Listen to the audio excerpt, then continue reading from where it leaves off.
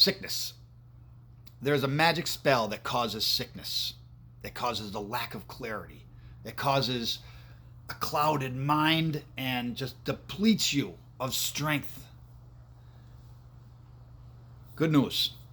There's an antidote. It's a very strong tonic that combats that evil magic spell that is cast against the masses. What did you just think of there? Was it somebody waving a magic wand, or some ugly hags maybe standing before a cauldron, stirring that cauldron, chanting some incantations? And then was it the antidote, somebody that shows up with a little vial that you pop the cork, something pops out of it, maybe chants a little incantation of their own and drinks the vial, and suddenly the sickness is gone? That is the imagery, that is the magic imagery that has been painted upon the masses. That is the magic of what was done.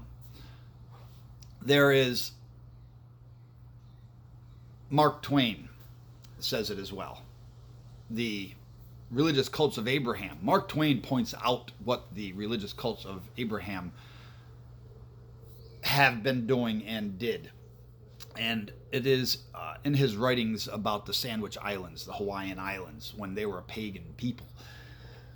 And what the religious cults of Abraham do is they use the power of three, the third generation. And I've talked about this in previous videos and writings.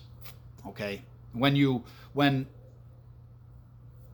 magic is spun upon a people, it is not spun on that first group of people. That first group of people are who is receiving the initial dose of the magic spell of sickness. Okay? But it is not seen there.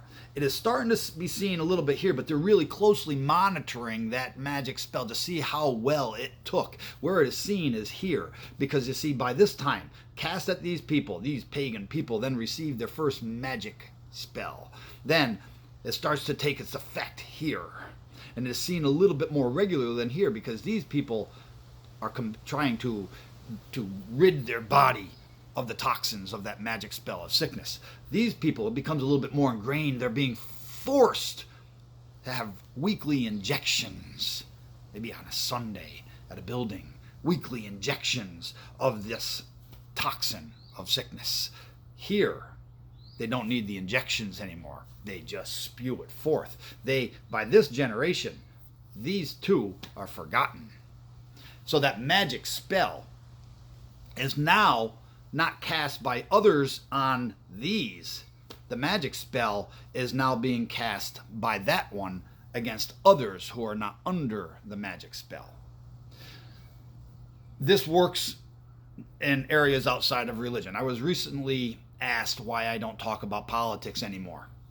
The politics and the religious aspects are both under that same magic spell of sickness, and it is cast at the masses. Now, politicians know. You target the masses of people if you want to be elected. So that's who they pander to. This was written about by Mark Twain. This was written about and even put in the writings of Adolf Hitler and Mein Kampf, that the press in matrimony, unholy matrimony, if you will, targets the masses, and politics uses the press and targets the masses.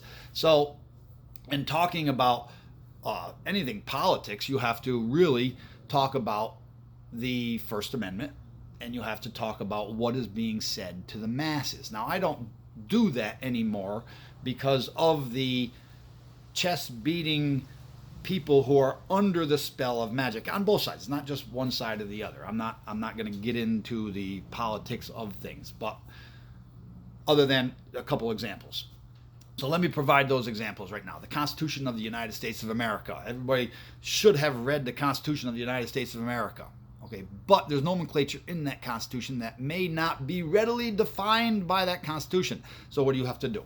You have to go to nomenclature that the people who wrote that document, that contract, were familiar with. And that is actually in the Constitution of the United States of America. It is called the Law of Nations. And Congress is delegated the authority to enforce offenses against that law of nations. Now, in that law of nations, it clarifies nomenclature. And actually, the Supreme Court has ruled in favor of that law of nations definitions of the nomenclature, like natural born citizen. What is a natural born citizen?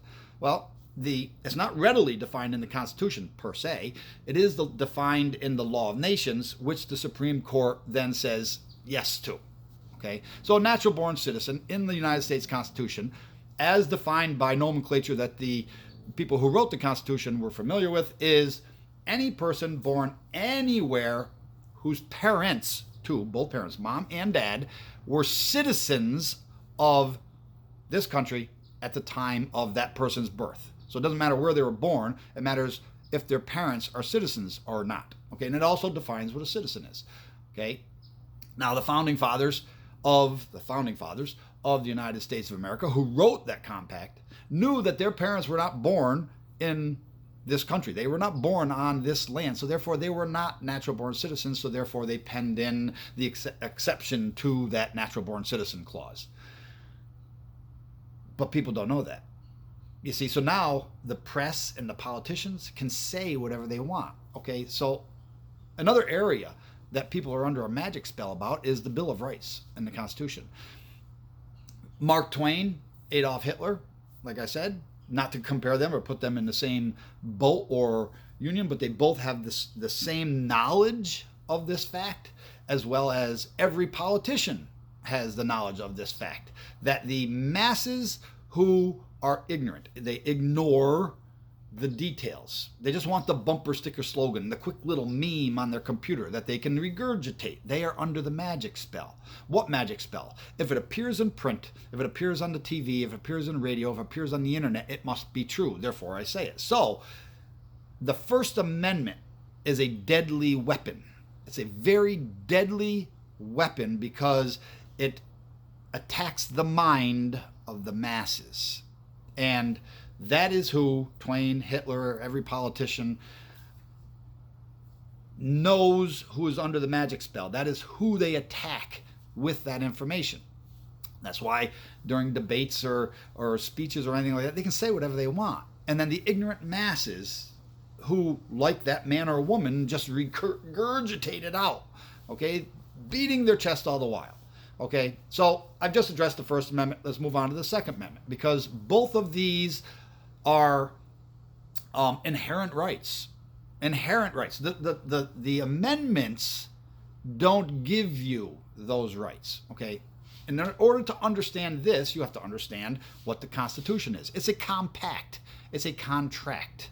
It's set up over a people or for a people who are under a republic form of government. A republic form of government means that in order for your elected official to do something, they don't need the mob rule. They can go against mob rule if it's good for the country. Now we are a strict democracy. We are a mob rule. That republic thing has gone away.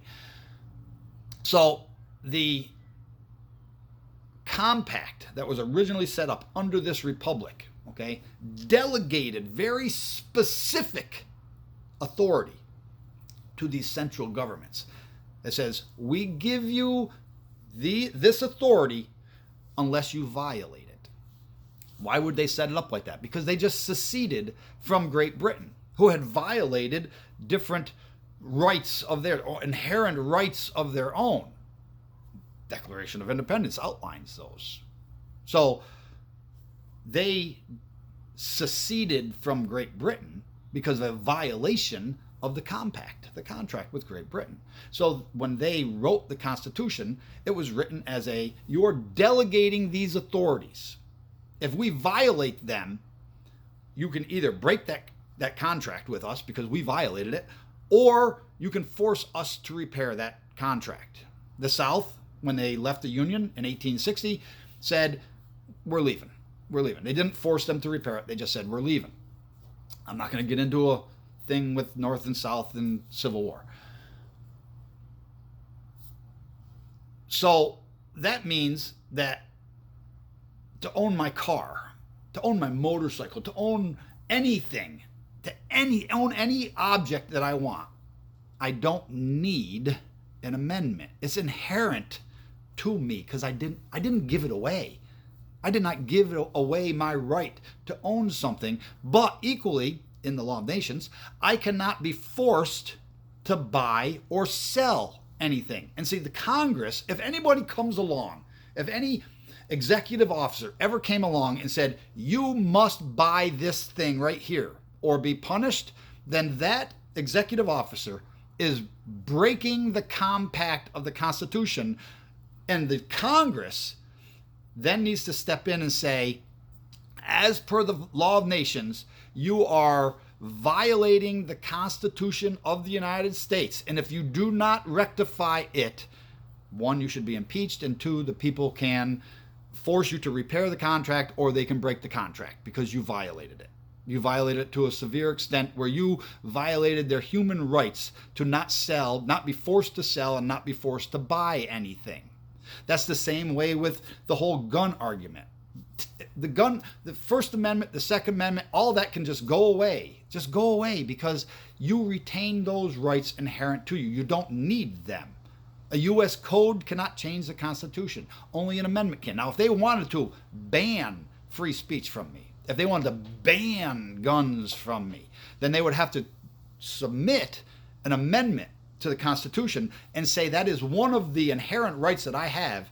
They would have to say, it is now yours, government, because this amendment says the people gave that inherent right to you. Now, so then why is there a Bill of Rights? Why is there a Bill of Rights? Well, you have to read the Constitution, you have to read the Law of Nations, you have to read the Federalist and the Anti-Federalist papers. Okay, because the Federalists and the Anti-Federalists are the pro and the con to the Constitution. And in those papers, you read about the United States becoming the United States, about them seceding from Great Britain, about the Federalists telling the Anti-Federalists that you don't need a Bill of Rights, because it was the Anti-Federalists who wanted that, and it was actually much, much longer than the initial 10. The Federalists were saying to the Anti-Federalists, who are against the Constitution, saying it gave away too much to the federal government, okay, which is not giving anything away, it's delegating it. When you delegate authority, you can retract authority. That's in the Federalist and Anti-Federalist papers. The Federalists said you don't need them because whatever's not mentioned in that compact, you retain. So the whole argument of First Amendment, Second Amendment, freedom of religion, all of this is only an argument for those under the magic spell of sickness, because they engage in the sports arena mentality, the D and the R. They beat their chest. They beat their chest. Taxes. Taxes are another perfect example of the sickness. All right. I'm just going to use arbitrary numbers here. A person writes a check. They write a check for $1,000. They pay their taxes for $1,000, okay? That's the check they write. At the end of the fiscal year, they get back to them $200. Okay, so over the course of the year, they paid $1,000. They get back $200. At the end of the year, most people, the ones that are under the magic spell, look at that as the government. I hope the government gives me more. As a matter of fact, sometimes that's even used as the pulse of the economy. How much am I going to get back? How well is the government doing? So it's looked at as a gift from government, just like the Second Amendment, just like the First Amendment. It's a gift from the government. No, you gave to them. See, if you paid in through the course of the year $1,000 and you only got back $200 of your own money, then you wrote a check to them at the end of the year for $800. Okay? So there's the magic spell. See, you're getting back. The government is giving you. The government is giving you the right to own guns. The government is giving you the right to freedom of speech. Nope. See, that's the magic spell. That is the sickness. But what about the other one? What about the other way? During the course of the year, you only pay in $200. At the end of the year, you get back $1,000. How can you get back $1,000 if you only paid in $200? See, that's the magic spell. You're not getting back $1,000. You're getting back your original $200. You got 100% return of your $200 that you paid in, and then you got an additional $800. So you see, wait a minute. This guy over here wrote a check to the central government. for $800, and this guy over here takes in $800. So it's like this guy wrote a check to this guy, but the government was in the middleman. Who would that guy over here just have said on his own, I'm going to write you a check? Probably not. So then wait a minute, you have somebody up here dictating to this guy over here, you must write that check and you will get it. What form of government is that? That's not a republic. Democracy is mob rule, where the masses of the people dictate each Senate and Congress and to a certain degree the executive officer. So we're closer to a democracy form of government, but not in the regard that a upper echelon who takes their cut of those people writing the checks, a huge amount of their cut, and then dictates to this one that they must also give to this one. What form of government has an upper echelon and dictates to the people who contribute to them and to other things as well, that they must give money to these people to do this? What form of government is that? I think it starts with a C. But we're a democracy, home of the free, land of the brave. Okay, upper echelon and a leveling of the playing field. What form of government is that? The magic spell. The magic spell cast upon the masses. And in 3 generations, they spew it forward, trying to get others under their magic spell. It's in religion. It's in religion as well. So quickly, because I'm over the 15-minute mark, I'll show you how it's in religion. Neo-paganism is just another, certain facets of it are just another part of the religious cults of Abraham. Because those little wand wavers and cauldron stirs and dirt wearing and okay, colleges put that out. Colleges still today put out that the pagans would paint themselves blue and dance naked around bonfires and have sex and orgies and all this kind of stuff. Okay, that is the magic spell.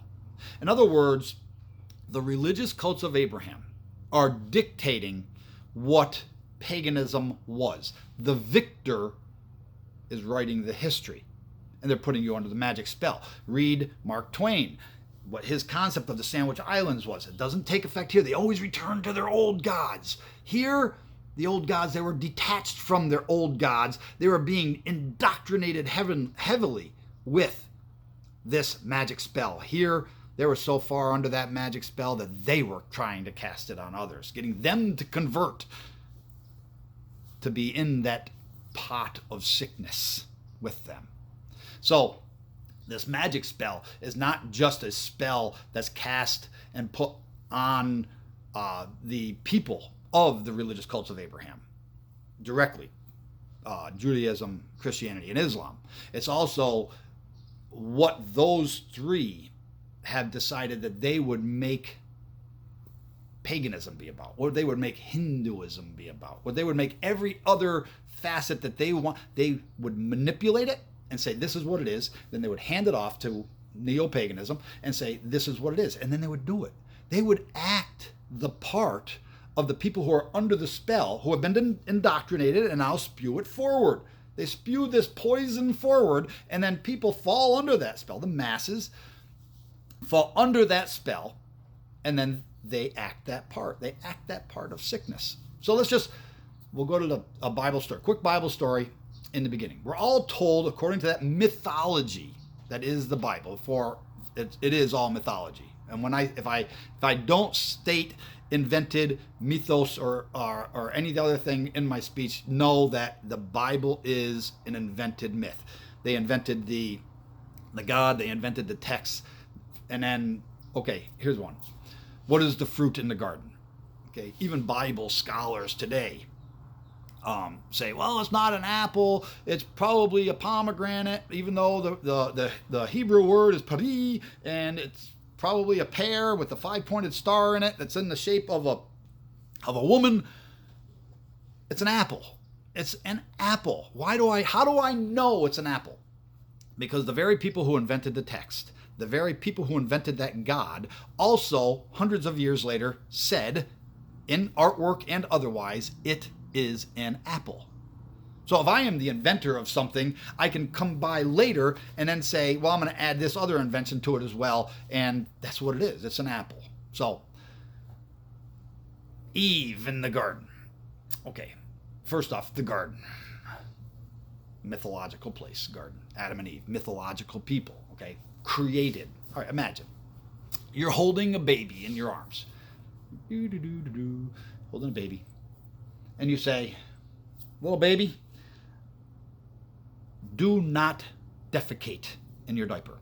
Do not defecate in your diaper. Because if you defecate in your diaper, I am going to rip that diaper off. I am going to spank your bottom so hard that you cry for eternity. And then I'm going to throw you out on the street curb because you defecated in you disobeyed me and I created you. Little baby, you better not defecate in your diaper. Little Eve, I created you.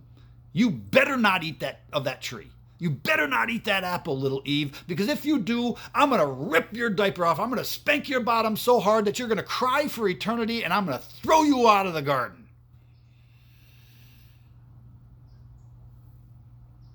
Magic. Magic. But Eve ate the apple, and then she gave it to Adam, and now all of humanity is cursed. They regurgitate this stuff after this. They regurgitate it. They're under the spell. The masses are under the spell. So just look at it momentarily. Eve, baby. She's got that, she was just created. She's got that childlike outlook on things. Don't do this. Okay? It's done. Now the ramifications. But wait a minute. Eve had free will. Eve had the free will to do or not do, right? Isn't that what they're going to say? She didn't have to eat that apple. No, she did. She did. She had no free will because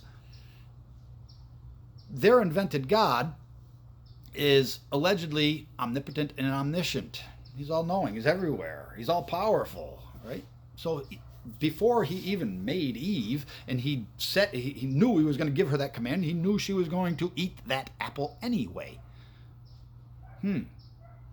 So she didn't have free will. She did exactly as she was created to do, and the God of the Bible that punished her knew that that was going to be the ramifications. So, all right, let me give you a analogy. I'm just going to let that sink in for a minute, but let me give you an analogy. A law enforcement officer makes an arrest of a criminal. Caught right in the act. There's no doubt about it. He was doing something wrong. So he brings that criminal before a judge. Trial, yada, yada. That judge sentences that criminal to go to jail. And so you have two good guys. You have law enforcement, takes the bad guy off the street from committing his crime. Judge puts him in jail. Both good guys. But Satan is evil. Magic. All of a sudden, two good guys. Wait a minute. Satan is evil. Satan was created to punish the evil that the God of the Bible created because he knew it was going to be there. He knew he was going to eat the apple, right? Now, see, the Bible says, what did the invented character Jesus say? That one prayer, thy kingdom come, thy will be done on earth as it is in heaven. On earth as it is in heaven. In other words, okay, wait a minute. No free will, because on earth it is in heaven. Didn't the people who wrote the Bible say that, okay, Satan rebelled, Eve rebelled, and he swept a third of the angels to earth with him, okay, and therefore this figure called Satan would rule over hell to punish evil, and that as it happened in heaven, it's going to happen on earth. So no, there is no free will. You see, the God of the Bible then has predestined people to be punished without free will, because an omnipotent, omniscient being would know all of this stuff beforehand. So therefore, knowing before you create a figure that's called Satan, you know he's going to rebel. You know you're going to create Eve to eat the apple so that you can send her or people who also rebel to that figure that you created to reign over hell. That's evil. That is pure evil. That is the magic. That is the sickness that permeates the minds. So I was asked why I don't engage in political discussions, because the magic there is the same magic as it is with religion. And once you see the magic for what it is, and you take the antidote, then what you do is you start to retain your own strength.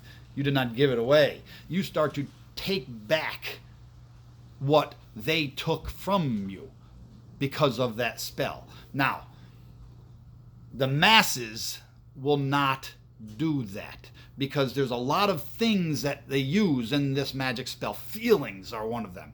Feelings are used in this magic spell to a very high degree. They play on people's feelings. And the next feeling they play on is fear. Feelings and fear. First, we have to try to make you feel good about our story. And then if you don't like our story, we have to make you fear punishment. That is the magic spell. But once you see it, it's like scales falling from your eyes, and you're no longer under it, and you retain what's inherent to you. You retain your strength. Your ancestral pagan strength is retained within you.